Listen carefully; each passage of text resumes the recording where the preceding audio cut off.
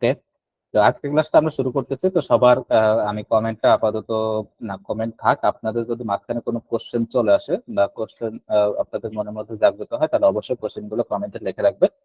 আমরা কোশ্চেন গুলোর অ্যান্সার দেওয়ার চেষ্টা করবো ইনশাল্লাহ। তো আজকে হচ্ছে ডে 2। আমাদের হচ্ছে আজকের ক্লাস, আমার স্ক্রিন মেবি দেখতে পারতেছেন না আপনারা, স্ক্রিন শেয়ার করে নেই। আচ্ছা, স্ক্রিন দেখতে পারতেছেন সবাই?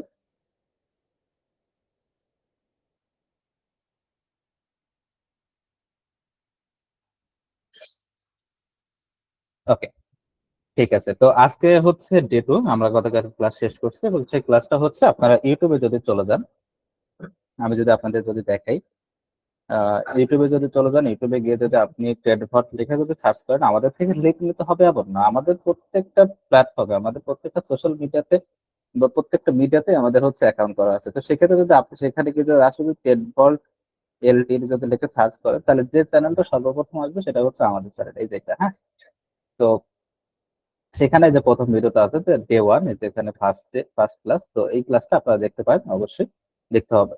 তো আমাদের প্রথম ক্লাস শেষ, এখন আমরা দ্বিতীয়তম দিনে আছি এবং আজকের ক্লাসের টপিক হচ্ছে why crypto spot trading is safer, অর্থাৎ ক্রিপ্টো স্পট ট্রেডিং এ কেন সব থেকে বেশি সুরক্ষিত, কেন এটার হচ্ছে রিস্ক রেশিওটা অনেক কম, কেন এখানে প্রফিট রেশিওটা অনেক বেশি, কেন এখান থেকে আমরা কয়েক গুণ পর্যন্ত প্রফিট করতে পারি, আমরা কেন ডেইলি এখান থেকে একটা স্মার্ট মানি মেক করতে পারি। ঠিক আছে, প্রত্যেকদিন কিভাবে আমরা $10 থেকে $50 পর্যন্ত বা $100 পর্যন্ত কিভাবে আর্নিং করতে পারি। এখন $100 কিন্তু আপনার প্রতিদিনই হবে এমনটা কিন্তু না, কিন্তু আপনার ডেইলি একটা অ্যামাউন্ট কিন্তু এখানে আপনার আর্নিং করা পসিবল। তবে আমরা সেগুলো কখনোই আপনাকে রেকমেন্ড করি না, কারণ হচ্ছে আপনি যখন হচ্ছে আহ, প্রতিদিন আর্নিং করার চিন্তা ভাবনা করবেন, তখন দেখা যাবে কি যে আপনার সাইকোলজিতে এমন একটা প্রেশার চলে আসবে যে আপনার প্রত্যেক দিনে হচ্ছে প্রফিট করার নেশা থাকবে। তো আপনার একটা জিনিস, একটা পেশা যখন আপনার সেটা নেশাতে পরিণত হয়ে যাবে, তখন সেটাকে আপনি কোনোদিন কন্ট্রোল করতে পারবেন না। অর্থাৎ আপনি ঠিক সময়ে এন্ট্রি নিতে পারবেন না, ঠিক সময় কিনতে পারবেন না, এবং আপনি ঠিক সময় বিক্রি করতে পারবেন না। অর্থাৎ বেশি দামে কিনবেন এবং কম দামে সেল করে হিউজ পরিমাণ লসের সম্মুখীন হবেন। কিসের জন্য? শুধুমাত্র আপনার প্রতিদিনের টার্গেটটা ওইরকম রাখার জন্য যে আপনি প্রতিদিনই প্রফিট করবেন, এরকম টার্গেট রাখা যাবে না। আপনি টার্গেট রাখবেন, হ্যাঁ আমার প্রত্যেকদিন হলে ভালো, আর না হলে এই সময় পর্যন্ত আমি এটাকে করবো। আমরা সেই স্ট্র্যাটেজি গুলো, সেই রুলস গুলো আমরা শেখাবো, কোনো সমস্যা নেই। কিন্তু ক্রিপ্টো স্পট ট্রেডিং কারো অন্যান্য ট্রেডিং থেকে সেফ, সেটা যদি গতকালকের ক্লাসটা যদি আপনারা যদি করতে পারতেন বা যদি করে থাকেন, তাহলে অবশ্যই বুঝতেছেন যে কেন এটা সেফ, অনেকটা কেন আমরা বলতেছি এটা সেফ, ঠিক না? তাহলে ক্রিপ্টো স্পট ট্রেডিং এ আমাদের এখানে যে রিস্ক আছে, তারপর হচ্ছে ভোলাটিলিটি আছে, মানে হচ্ছে যে এটা হুটহাট করে আপ ডাউন হওয়া, পাশাপাশি হচ্ছে এর সিকিউরিটি, ডিসেন্ট্রালাইজেশন বা বিকেন্দ্রীকৃত বা অনারশিপ, পাশাপাশি হচ্ছে control of asset, transparency and trust in blockchain, everything, সবকিছু হচ্ছে আমরা গত ক্লাসে কিন্তু আমরা তুলনামূলক কিছুটা ধারণা দেওয়ার চেষ্টা করছিলাম। তো আজকে আমরা আর একটু বিশদ ভাবে আলোচনা করবো যে কেন এটা অনেক বেশি। আমি কয়েকটা বিষয় আপনাদের সাথে বলি। সেটা হচ্ছে, দেখেন, একটা কোম্পানি যখন আস্তে আস্তে আস্তে আস্তে বড় হওয়ার পরে যখন একটা ভালো একটা পর্যায়ে চলে যায়, তখন সেই কোম্পানি যদি নিজের প্রোডাক্টের উপরে যদি কন্টিনিউয়াসলি ডেভেলপ করতে থাকে, একটা কোম্পানির মধ্যে যদি তারা সীমাবদ্ধ থেকে যায়, তাহলে দেখা যাবে একটা সময় পরে সেই কোম্পানিটা সাস্টেন করাটা অনেকটা হচ্ছে সমস্যা হতে পারে, অর্থাৎ সেই কোম্পানির প্রফিটটা একদম কমে যাবে। অর্থাৎ আপনি যখন ধরুন আপনার একটা কোম্পানি আছে, সেই কোম্পানিটা 1,000 কোটি টাকার একটা কোম্পানি হয়েছে। তো সেক্ষেত্রে দেখা যাবে কি যে একটা সময় যাওয়ার পরে আপনি যখন কন্টিনিউয়াসলি প্রোডাক্ট ডেভেলপ করতেছেন, প্রোডাক্ট উৎপাদন করতেছেন, সবকিছু যখন করতেছেন, তখন দেখা যাবে আপনার প্রতিষ্ঠানের কর্মী সংখ্যা বেড়ে যাচ্ছে, আপনার কোম্পানির হচ্ছে লোন সংখ্যা বেড়ে যাচ্ছে, লোন অ্যামাউন্ট বেড়ে যাচ্ছে, পাশাপাশি অন্যান্য সকল বিষয়গুলো ধীরে ধীরে কন্টিনিউয়াসলি বেড়ে যাচ্ছে, আপনার খরচ বাড়ছে, এভরিথিং। কিন্তু দিন শেষে দেখা যাবে, হ্যাঁ আমরা অনেক সময় মনে করি যে একটা কোম্পানি তো হয়ে গেছে, একটা কোম্পানি তো প্রফিটেবল, একটা কোম্পানি হলে হয়তো প্রফিট হয়ে যায়, কিন্তু এটা কিন্তু কখনোই হয় না। একটা কোম্পানির ভিতরে কি হচ্ছে না হচ্ছে আপনারা কিন্তু সেগুলা জানেন না, অনেক কাহিনী হয়ে যায়।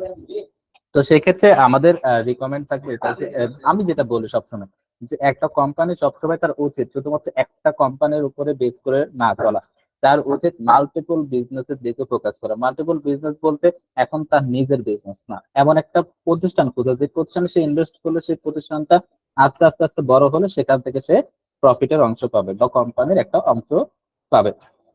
যেমন ধরুন যে আপনার 1,000 কোটি টাকার একটা কোম্পানি আছে। এখন একটা কোম্পানি যারা নতুন আসতেছে বা যারা হচ্ছে স্টার্ট আপ, যারা নতুন উদ্যোক্তা, এখন সেসব কোম্পানি আপনার কোম্পানিতে এসে বললো যে স্যার আপনি হচ্ছে আমাদের কোম্পানিতে কিছু অ্যামাউন্ট ইনভেস্ট করুন, এরকম একটা অ্যামাউন্ট ইনভেস্ট করুন, আর আমরা আমাদের কোম্পানির 10% শেয়ার হচ্ছে আপনাকে দেবো, অর্থাৎ যদি 100 টাকা প্রফিট হয় তাহলে 10 টাকা হচ্ছে আপনাকে দেবো। তাহলে এখন আপনি আপনার কাছে থাকা 50 লক্ষ টাকা, 1 কোটি, 1,000 কোটি টাকা থেকে যদি 50 লক্ষ টাকা সে কোম্পানিকে দেন, তাহলে দেখা যাবে কি যে কোম্পানিটা ডে বাই ডে ডেভেলপ হইতে হইতে এমন একটা পর্যায়ে যদি চলে যায় যেখান থেকে তারা হিউজ পরিমাণে আর্নিং জেনারেট করতেছে, এখন আপনি হঠাৎ করে যে কোনো পজিশনে কিন্তু ইনভেস্ট করতে পারবেন না। ইনভেস্ট করার জন্য অবশ্যই কি করতে হবে, আপনার অ্যানালাইসিস করতে হবে। ওই অ্যানালাইসিসটাকে বলা হচ্ছে ফান্ডামেন্টাল অ্যানালাইসিস। কিভাবে একটা ছোট কোম্পানি হোক, বড় কোম্পানি হোক, বা মাঝারি সাইজের কোম্পানি হোক না কেন, সকল কোম্পানির ফান্ডামেন্টাল কিভাবে বুঝতে হয়, সেগুলো আমরা সেখান থেকে বুঝতে পারবো ফান্ডামেন্টাল অ্যানালাইসিস ক্লাসগুলো থেকে। তো এখন ধরুন আমি বা আপনি 1,000 কোটি টাকার কোম্পানি আমাদের আছে, তো সেক্ষেত্রে আমরা টোটাল অ্যানালাইসিস করলাম না ওই কোম্পানিটা যেহেতু ডিজিটাল প্রোডাক্ট নিয়ে কাজ করতেছে বা হচ্ছে এআই নিয়ে কাজ করতেছে, বা সামনের দিকে যে টেকনোলজি গুলো আছে, রোবট, এআই, মেশিন লার্নিং যেগুলো আছে এগুলো নিয়ে কাজ করতেছে, তাহলে অবশ্যই সেই কোম্পানিগুলো গ্রো করবে, অবশ্যই করবে। তো সেই ক্ষেত্রে ধরুন আমি কি করলাম, আমি বা আপনি হচ্ছে 50 লক্ষ টাকা ওই কোম্পানিতে ইনভেস্ট করলাম। তো কোম্পানিটা যখন আস্তে আস্তে ডেভেলপ হচ্ছে, তখন তারা যে পরিমাণ প্রফিট জেনারেট করছে সেখান থেকে দেখা যাচ্ছে 10% অ্যামাউন্ট কিন্তু আপনি কিন্তু কন্টিনিউয়াসলি কিন্তু জেনারেট করতেছেন। পাশাপাশি আপনার কোম্পানিও কিন্তু ভালো চলতেছে, পাশাপাশি আপনার এদিকে একটা অল্টারনেটিভ থাকলো যেখান থেকে আপনি একটা ইউজ করবেন, অ্যামাউন্ট কিন্তু জেনারেট করতে পারবেন। তো এটাকে বলা হচ্ছে ইনভেস্ট করা। তো যখন এরকম ইনভেস্টমেন্টের একটা প্ল্যান চলে আসে, তো সেই ক্ষেত্রে দেখা যাবে কি ধাপে ধাপে প্রফিটটা বেড়ে যাবে, পাশাপাশি আপনার প্রোডাক্ট ডেভেলপ হচ্ছে। পাশাপাশি এখন দেখেন আপনি অন্য কোম্পানিতে 50 লক্ষ টাকা ইনভেস্ট করার ফলে সেই কোম্পানি যদি এখন আপনার কোম্পানি থেকে যদি ভালো হয়ে যায়, এখন দেখেন কেউ কোনোদিন বলতে পারবে না যে তার কোম্পানি সারা জীবন একভাবে এক পন্থায় কিন্তু চলতে পারবে, এমনটা কিন্তু কেউ বলতে পারবে না। এখন হুট করে যে কোম্পানিতে আপনার ইনভেস্ট করেছে সেই কোম্পানি হুট করে লাভ মেরে উপরের দিকে চলে যেতে পারে। তো সেই ক্ষেত্রে আপনার যদি সেখানে ইনভেস্ট করা থাকে তাহলে অবশ্যই সেখানকার ক্রেডিটটা আপনার থাকবে, সেখানকার সাকসেসের একটা অংশ আপনি পাবেন, সেখানকার প্রফিটের একটা অংশ পাবেন, সবকিছুর অংশীদার কিন্তু আপনি হচ্ছেন। তো সেই ক্ষেত্রে এই ধারাবাহিকতা যে বজায়টা থাকতেছে, ফলে দেখা যাচ্ছে যে আপনার নিজস্ব কোম্পানির হয়তো বা 50 জন বা 60 জনের স্যালারি কোথা থেকে আসতেছে, আপনার ইনভেস্টমেন্ট থেকে চলে আসতেছে।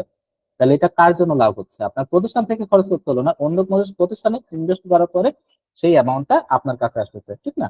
তো এখানে সেম জিনিসটা আমরা বলতেছি যে আপনি আপনার যে ইনভেস্টমেন্টের অ্যামাউন্ট আছে সেটা এখন আপনার কাছে 1 লক্ষ টাকা থাকলে আপনি 10,000 টাকা ইনভেস্ট করবেন, কোথায় করবেন সেটা আমাদের বুঝতে হবে। এখন আপনি সেই জিনিসটা সঞ্চয় করবেন, সঞ্চয় করে কোনো লাভ নাই। গত 10 বছর আগে একজন মানুষ 1 লক্ষ টাকা সঞ্চয় করে রাখছিল, ওই 10 বছর আগে 1 লক্ষ টাকার যে ভ্যালু ছিল, এখন ওই 1 লক্ষ টাকার কোনো ভ্যালুই নেই। আমাদের আমাদের আমাদের যে এই ছোট্ট কোম্পানি, আমাদের এই ছোট কোম্পানিতে মান্থলি হচ্ছে আমাদের খরচ আছে 3 থেকে 3.5 লাখ বা 4 লাখ টাকার উপরে, ছোট একটা কোম্পানি যেখানে 2-3 জন আমরা কাজ করতেছি। পাশাপাশি আমাদের যে অন্যান্য যে খরচগুলো আছে সেগুলো কিন্তু একটা হিউজ পরিমাণে অ্যামাউন্টে চলে আসে, এবং যেটা এর আগে কিন্তু এমন ছিল না।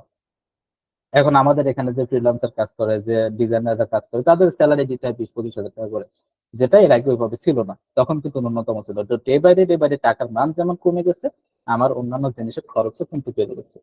তো প্রতিটা ধাপে আপনি যখন কোনো কিছু আহ, সঞ্চয় করার চেষ্টা করতে, কিন্তু অবশ্যই সঞ্চয় করার ক্ষেত্রে আপনি একটা বিষয় মাথায় রাখবেন, সেই জিনিসটা কতটুকু সাস্টেন করবে, সেখান থেকে তো আপনি কতটুকু রিওয়ার্ড পাবেন। এখন আপনি ব্যাংকে টাকা রাখতেছেন, ঠিক আছে, আপনি ব্যাংক একটু যাচাই করেন, আপনি ব্যাংকের দুটাটা একটু যাচাই করেন যে ব্যাংকে কি ঘটতেছে এখন বর্তমানে। হ্যাঁ, সবগুলো যাচাই করেন, আপনি বুঝতে পারবেন যে সামনের দিনগুলোতে কি করতে। শুধু বাংলাদেশের কথা বলতেছি না, পৃথিবীর প্রতিটা ব্যাংকের কথা আমি বলতেছি। আপনি প্রত্যেকটা ব্যাংকে গিয়ে দেখেন যে কি ঘটনা হচ্ছে। যাইতে হবে না, নিউজ গুলো দেখেন করতে হবে। এখন সেগুলোতে কি করতে হবে, টাকা কি করতে হবে, ফেলাই হবে না, আপনি সেগুলোতে ইনভেস্ট করুন, সেগুলোতে ইনভেস্ট করুন। আমি যেটা বললাম গত ক্লাসে কিন্তু বলছিলাম, সেটা হচ্ছে প্রত্যেকটা মানুষ হচ্ছে এক একটা বিজনেস। প্রত্যেকটা মানুষ নিজের নিজের একটা বিজনেস অন করার রাইট আছে, এবং প্রত্যেকের একটা করে বিজনেস আছে। তো সেই বিজনেস থেকে আপনি কিছু অ্যামাউন্ট কি করেন, ইনভেস্টমেন্ট কোথায় করবেন, সেটা হচ্ছে আমি বলতেছি ক্রিপ্টো স্পট ট্রেডিং এর ক্ষেত্রে চলে আসেন। এটা কেন সেফ? সেফ বলতেছি এই জন্য যে এখানে যে ভলাটিলিটি মানে এখন কি বোঝাচ্ছে, ভলাটিলিটি মানে হচ্ছে ঘোলাটে, মানে মার্কেটটা কতটুকু ঘোলাটে, কতটুকু অপরিষ্কার, কতটুকু পরিষ্কার, এটাকে বোঝানো হচ্ছে। এই মার্কেটের মধ্যে এমন কোন ঘটনা কি ঘটে যার কারণে হচ্ছে আপনার ফান্ড জিরো হওয়ার সম্ভাবনা, বা হচ্ছে আপনার রিস্কের যে রেশিওটা আছে সেগুলা কেমন থাকে এখানে? আমি যদি এখানে বলি যে এখানে এই মার্কেটে ভোলাটিলিটি আছে, এই কিছুটা ঘোলাটে আছে, অর্থাৎ যাদের কাছে বড় অ্যামাউন্টের ফান্ড আছে, তো তারা এই মার্কেটটাকে কি করতে পারে, ক্যাপচার করে ফেলতে পারে। যাদের কাছে বড় ফান্ড আছে, যাদের কাছে বড় অ্যামাউন্ট আছে, সেটা প্রত্যেকটা ক্ষেত্রে, প্রত্যেকটা বিজনেসের ক্ষেত্রে এই বিষয়গুলো কি থাকে, যে ইনক্লুড থাকে। যার কাছে বড় অ্যামাউন্ট থাকে সে সবকিছু একবার কিনে নেয়, কেনার পর কি হয়ে যায়, মার্কেটে স্বল্পতা সৃষ্টি হয়। তো স্বল্পতা সৃষ্টি হয়ে গেলে জিনিসটার দাম বেড়ে যায়, দাম বেড়ে গেলে যার কাছে বেশি থাকে সে আগে আগে সেল করে ফেলে। তো এইভাবে পুরো মার্কেটটা হচ্ছে কন্ট্রোলে চলে আসে। তো এই জিনিসটা আছে, কিন্তু আমরা যেভাবে শিখতেছি বা আমরা যেভাবে আপনাকে শেখাবো, তো সেইখান থেকে আমাদের কাছে এই ভোলাটিলিটি তেমন কোনো ফ্যাক্টরি, আমরা কখনো এই ভোলাটিলিটির সম্মুখীন না। হ্যাঁ, আমরা হয়েছি, কিন্তু আমাদের যে রুলস স্ট্র্যাটেজি যেগুলো আছে, সবগুলো আমাদের কি করছে, সেখান থেকে রিকভার করতে সাহায্য করছে। তো আশা করতেছি সামনের দিনগুলোতে আমরা আপনাকে সেভাবে শিখাইতে পারবো, যাতে আপনার এখানে কোনো প্রকার কোনো ইস্যু না হয়। তাহলে ভোলাটিলিটি এখন অন্যান্য জায়গার ক্ষেত্রে যদি আপনি কম্পেয়ার করেন, অন্যান্য কোনো কিছুর ক্ষেত্রে যদি কম্পেয়ার করেন, অনলাইনের ক্ষেত্রে বলেন বা অন্যান্য ক্ষেত্রে বলেন, হ্যাঁ আপনি গোল্ডে ইনভেস্ট করতে পারেন, কিন্তু গোল্ডের ক্ষেত্রে কিন্তু একটা সম্ভাবনা আছে, সেটা হচ্ছে চুরি হয়ে যাওয়ার সম্ভাবনা। যেমন বাংলাদেশে ইসলামী ব্যাংক থেকে হচ্ছে 150 ভরি মেবি সম্ভবত আপনারা নিউজ দেখছেন, যে অত পরিমাণ গোল্ড কিন্তু আস্তে আস্তে চুরি হচ্ছে। এখন গোল্ড শুধুমাত্র ব্যাংকে চুরি হচ্ছে এমন না, আপনি নিজের কাছে কিনে রাখছেন সেটাও কিন্তু চুরি হচ্ছে, এলাকায় দেখেন অনেক কিন্তু চুরির ঘটনা আছে। সেক্ষেত্রে আমরা সেটাকে ভোলাটিলিটি বা রিস্ক এর মধ্যে নিতে পারি। আবার দেখা যাচ্ছে সোনার দাম হুট করে কমে যাচ্ছে, হুট করে বেড়ে যাচ্ছে। আবার আপনি যখন সোনা কিনতে যাচ্ছেন, তখনও কিন্তু সেখানে কিন্তু একটা রিস্ক থেকে যায়, সেটা হচ্ছে আপনি 18 ক্যারেট নিচ্ছেন, 20 ক্যারেট নিচ্ছেন, 22 ক্যারেট নিচ্ছেন না 24 ক্যারেট নিচ্ছেন, আপনি কোন ক্যারেটটা নিচ্ছেন, আপনাকে কি 100% নিচ্ছে, কারণ আপনি তো কখনো সোনা কিনেননি, ঠিক না? তো সেক্ষেত্রে আপনাকে যে কোনোটা ধরে দিতে পারে ভুল ভাল বুঝে, যেরকম রিস্ক থাকতে পারে।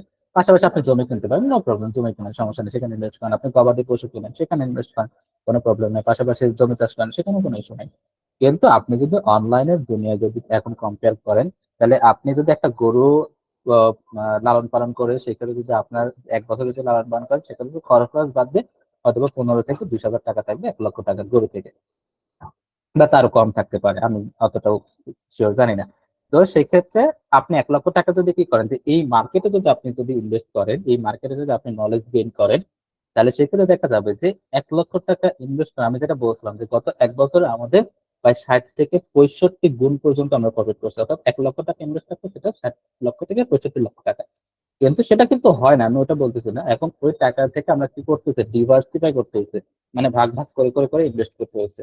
তো সেক্ষেত্রে দেখা যাচ্ছে যে 60 লক্ষ না হলেও সেখানে আপনার 25 থেকে 30 লক্ষ এই অ্যামাউন্টের ভিতরে ঘোরাফেরা করতেছে। তার মানে কি 1 লক্ষ টাকা থেকে আমরা 30 লক্ষ টাকা পর্যন্ত এখান থেকেই করতেছি, যে রিটার্ন নিতে পারতেছি।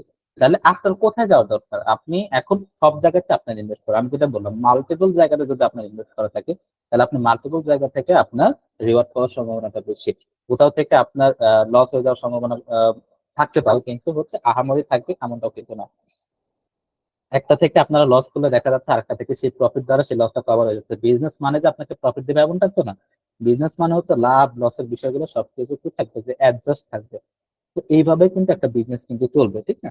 তো সেই ক্ষেত্রে আমার যদি ভোলাটিলিটির কথা বলি, তাহলে এখানে যে ভোলাটিলিটি হয় যখন, এখন আমাদের নিয়ম কি, আমাদের রুলস কি, আমাদের স্ট্র্যাটেজি কি, আমরা এমন ভাবে ট্রেডটাকে ক্যাপচার করার চেষ্টা করি সবসময়, যাতে যাদের কাছে বড় বড় ফান্ড আছে, তারা যে মুহূর্তে মার্কেটে আছে সেই মুহূর্তে যাতে আমরা মার্কেটে ঢুকতে পারি, এমন একটা পসিবিলিটি নিয়েই কিন্তু আমরা কিন্তু কন্টিনিউয়াসলি কাজ করে থাকি।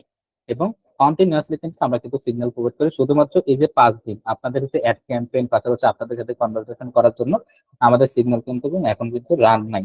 তো আপনারা হচ্ছে দেখবেন যে কাল পরশু থেকে দেখবেন যে আমাদের সিগন্যাল গুলো আবার রান শুরু হয়ে গেছে, আমরা সিগন্যাল দেওয়া শুরু করতেছি। ওকে। তো ডে বাই ডে আমরা চেষ্টা করবো কন্টিনিউয়াসলি আপনাদেরকে সেই সুবিধা দেওয়ার জন্য।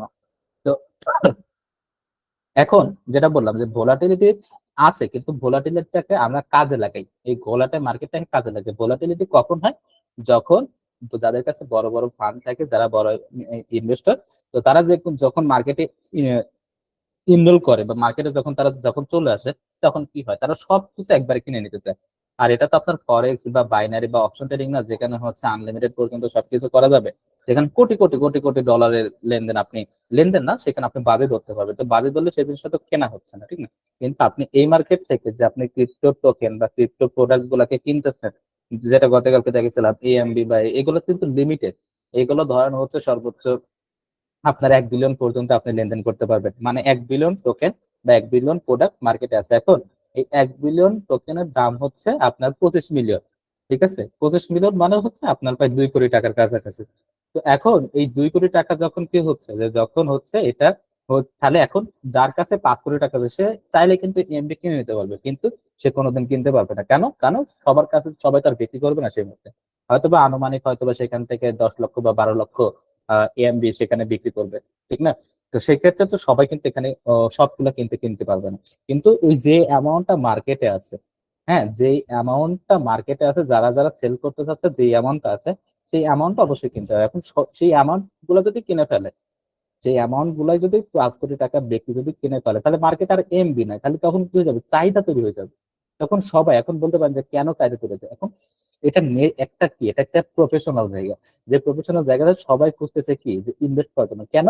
কারণ আমি যেটা বললাম যে এই ব্লকচেন টেকনোলজির উপর বেস করে যতগুলো কোম্পানি আছে, সেই কোম্পানিতে সবাই ইনভেস্ট করতে চায়, কারণ সেই কোম্পানি যত ভালো হবে, কোম্পানি কোম্পানিতে ইনভেস্ট করলে ইনভেস্টমেন্টের ফান্ডটাও খুব দ্রুত ইনভেস্ট হবে। এখন আমরা ইনভেস্ট করবো কিভাবে? সেই কোম্পানিগুলো থেকে আমরা চিনি না, এখন আমরা দলিল পত্রতে কিনতে পারবো না, ঠিক না? এখন সেগুলো কেনার জন্য আমাদের কি করতে হয়, ওই কোম্পানি কোনো টোকেন বা ওই কোম্পানির কোনো প্রোডাক্ট আছে কিনা সেগুলো আমরা কিনতে পারি। কারণ কোম্পানি ভালো করলে কোম্পানির প্রোডাক্ট সাথে সাথে কি হয়ে যাবে, যে পাম্প করবে। এটাই এই মার্কেটের নিয়ম। ঠিক আছে, তো সেই ক্ষেত্রে কি হয়ে যাচ্ছে, যে আমরা যদি কি করতে পারি, তাহলে সেই ক্ষেত্রে আমাদের ব্লক চেনের উপর বেস করে যে ক্রিপ্টোকারেন্সিটা আছে, সেক্ষেত্রে আমরা কি করতে পারি, সেটা হচ্ছে ডিরেক্ট অ্যাসেট অনারশিপ। আমরা ওই কোম্পানির নির্দিষ্ট অ্যাসেট আমাদের নিজেদের অ্যাকাউন্টে কি করতে পারি, যে সংরক্ষণ করতে পারি। ফলে যে কেউ এসে হুট করে আমার কাছ থেকে সেই জিনিসটা নিতে পারবে না, যে কোনো মুহূর্তে সেই জিনিসটা চুরি হইতে পারবে না। অর্থাৎ একটা কোম্পানি আমি বুঝতে পারতেছি যে এই কোম্পানি ডে বাই ডে ভালো হবে, আমি ইনভেস্ট করলাম, সেক্ষেত্রে আমি এখান থেকে রিওয়ার্ড পাবো। যেটা বললাম যে অন্যান্য যেখানে বলেন না কেন, আপনি গরুতে ইনভেস্ট করেন, জমিতে ইনভেস্ট করেন, সেগুলোর দাম কিন্তু স্লোলি বাড়ে। আপনার 3-4 বছর পর পর পর পর হয়তো বা একটা করে অ্যামাউন্টে বাড়ে। বা গরুতে যদি আপনি 1 লক্ষ টাকা ইনভেস্ট করেন, তাহলে সেক্ষেত্রে দেখা যাচ্ছে আপনি বছর শেষে 5,000 টাকা থেকে 10,000 বা 15,000 টাকা লাভ করতে পারতেছেন। আপনি টোটাল খরচ করেন, কিন্তু কেউ তো খরচ গুনে না, ঠিক না? যে খরচ হিসাব করে না। তো সেই ক্ষেত্রে দেখা যাচ্ছে কি, যে আপনি যদি এই মার্কেটে যদি ইনভেস্ট করেন, তাহলে দেখা যাচ্ছে যে এখানে প্রাইসটা কি হয়, যে অনেকটা ওঠানামা করে। অনেকটা ওঠানামা করলে কি হচ্ছে, যে অনেকটা যখন ওঠানামা করতেছে, তখন আপনার এখান থেকে প্রফিটটা খুব বেশি হচ্ছে। এখন বলতে পারেন যে যদি আমি ওঠার পরে যদি সেল করতে না পারি, টেনশন নাই, তো আমরা আমরা সেই মুহূর্তে কখন সেল করতে হবে, কখন কিনতে হবে, সেই জিনিসটা তো আমরা এখানে প্রোভাইড করতেছি। একটা সময় আস্তে আস্তে আস্তে আস্তে আপনারা যখন ডে বাই ডে আপনার নলেজ ইমপ্রুভ করবেন, তখন আপনারা নিজেরাই বুঝে যাবেন কোন জিনিসটা কোন প্রাইসে কত দামে কিনতে হবে, সেগুলো আপনারা ইজিলি বোঝা যাবে। তাহলে আপনি এখান থেকে ডিরেক্ট অ্যাসেট পাচ্ছেন, সেই জিনিসটা কম দামে একটা জিনিস নেবেন, আপনি নিজের কাছে রেখে দিলেন।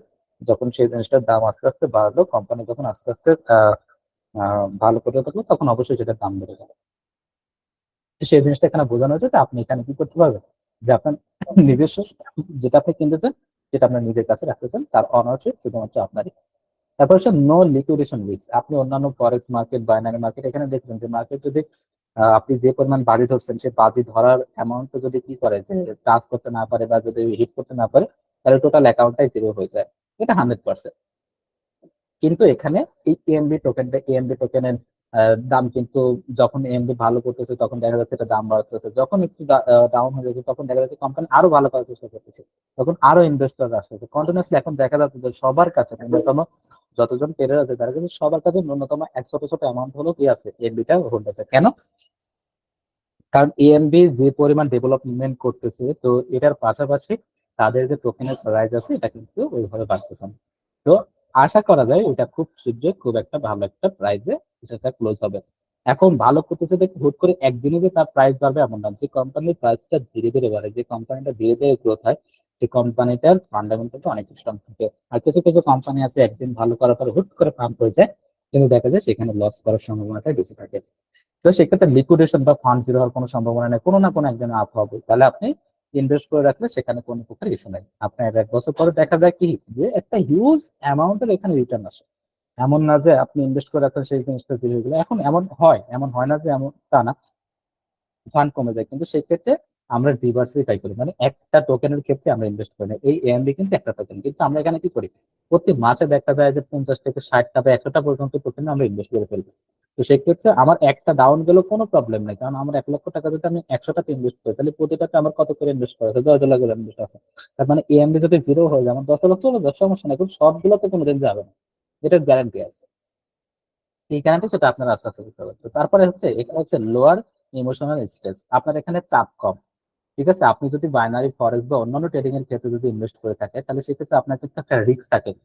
আপনার মাথায় কিন্তু চিন্তা থাকবে যে এটা যদি না হিট হয় ফান্ড জিরো হয়ে যাবে, না হিট হলে ফান্ড জিরো। কোনোই নাই যে ফান্ড কমে যাবে এমনটা না, ফান্ড জিরো হয়ে যাবে এই সম্ভাবনাটা আছে। ঠিক আছে, তো সেখানে আপনার ইমোশনাল স্ট্রেসটা বেশি অন্যান্য ট্রেডিং এর ক্ষেত্রে, কিন্তু এখানে কোনো প্রকার স্ট্রেস নেই। একটা জিনিস কম দামে কিনেন, আপনার প্রথমে জানা দরকার কোম্পানি ভালো কিনা। কোম্পানি ভালো থাকলে অবশ্যই কোম্পানি কি করবে, যে ডে বাই ডে তাদের ইমপ্রুভমেন্টটা কিন্তু বাড়াবে। তো ইমপ্রুভমেন্ট বাড়ালে কোম্পানির টোকেন বা কোম্পানির প্রোডাক্ট বা যেটা আপনার কেন সেটা অবশ্যই প্রাইস বাড়বে, ঠিক না? আপনি সাধারণভাবে স্কোয়ার কোম্পানি যদি দেখেন, স্কোয়ার কোম্পানি যখন ভালো করতেছে তখন কি হচ্ছে, স্কোয়ার কোম্পানির শেয়ারের দাম বেড়ে যাচ্ছে।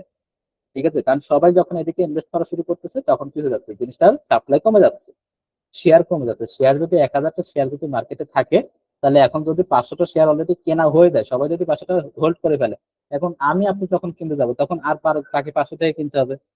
তাহলে গত 500 জন ব্যক্তি যে টাকাতে কিনছিল, আপনি কি সেই টাকাতে কিনতে পারবেন না? অবশ্যই দাম বেড়ে যাবে, তখন চাহিদার উপর ডিপেন্ড করে দাম বেড়ে যায়, ঠিক আছে?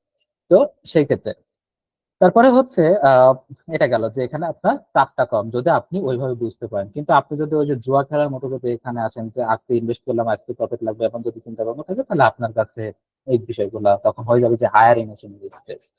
তখন আপনি ইমোশনালি অনেক ভেঙে পড়বেন, আপনি এখানে কোনো প্রকার প্রফিট মেক করতে পারবেন না। ওকে, তাহলে প্রথম নম্বর শেষ। এখন হচ্ছে দ্বিতীয় নম্বর হচ্ছে the decentralisation and security in crypto. এখানে যেটা বললাম গতকালের ক্লাসে কিন্তু বলছিলাম যে ব্লকচেনের মাধ্যমে ক্রিপ্টোগ্রাফির মাধ্যমে কিভাবে এই জিনিসটা সিকিউর হয়। পাশাপাশি এটা কোনো গভর্নমেন্ট পরিচালনা করে না যে এখানে যে কোনো মধ্যে রেগুলেশন দিয়ে আপনার অ্যাকাউন্ট গুলোকে ফ্রিজ করে ফেলবে, এমন কোনো সম্ভাবনা নাই। অর্থাৎ আপনার অ্যাকাউন্ট আপনার তত্ত্বাবধানে থাকবে, আপনার অ্যাকাউন্ট আপনি পরিচালনা করবেন, আপনি কাকে কি পাঠাচ্ছেন সেটা আপনি জানবেন, অন্য কেউ জানবে না। কারণ আপনার অ্যাকাউন্টে আপনার নাম নাই, আপনার পরিচয় নেই, আপনার ঠিকানা নেই, শুধুমাত্র আছে কি আপনার একটা ইউনিক অ্যাড্রেস। যদি বলি যে এই যে এটা হচ্ছে আমার অ্যাকাউন্ট, ঠিক আছে, এই যে উপরে দেখতে পাচ্ছেন আমার মাউস, এই যে এটা হচ্ছে আমার অ্যাকাউন্ট, এটা হচ্ছে ব্লকচেনের উপরে বিল্ড করা হচ্ছে আপনার ওয়ালেট, যে ওয়ালেটের মাধ্যমে আমরা বিভিন্ন ধরনের কাজ করে থাকি। ঠিক আছে, তো সেই ক্ষেত্রে আপনারা এখানে দেখতে পারেন যে বিভিন্ন এখানে অ্যাড্রেস, বললাম না ইথিরিয়ামের কথা বলছিলাম গতকালকে, ইথিরিয়াম ব্লক চেইন তার নিজস্ব চেইন এটা। ঠিক আছে, তো ইথিরিয়ামের উপর কাজ করে। তারপর হচ্ছে তাইকো, তাইকো হচ্ছে যে ফ্রি কাজ করার কথা বললাম না, ফ্রিতে কাজ করে অনেকে কিন্তু কি করছে এখান থেকে ভালো অ্যামাউন্টের পেমেন্ট পাচ্ছে সম্পূর্ণ ফ্রিতে। এবং যারা ফ্রিতে আর্ন করতে পারছিলেন তাইকো থেকে, তাইকো হচ্ছে নিজস্ব ব্লক চেইনে কাজ করতেছে, নিজস্ব ব্লক চেইন বলতে নিজস্ব চেইনের উপরে বেস করে কাজ করতেছে। তো সেই ক্ষেত্রে যে যারা যারা কাজ করছিল গত 1 বছর আগে এটাতে, আমি নিজেই এই কাজটা দিয়েছিলাম সবাইকে যে কাজটা করার জন্য। তো যারা যারা করছিল সবাই এখান থেকে ন্যূনতম হলেও একটা প্রফিট জেনারেট করছে, সেটা হচ্ছে ন্যূনতম হচ্ছে $100 থেকে $200 পর্যন্ত, অর্থাৎ 12,000 টাকা থেকে আপনার এখানে অনেকে একজন প্রফিট করতে পায় কত টাকা, $1,000 মতো, $900 মেবি, অর্থাৎ বাংলাদেশি টাকাতে 1,10,000 টাকার কাছাকাছি।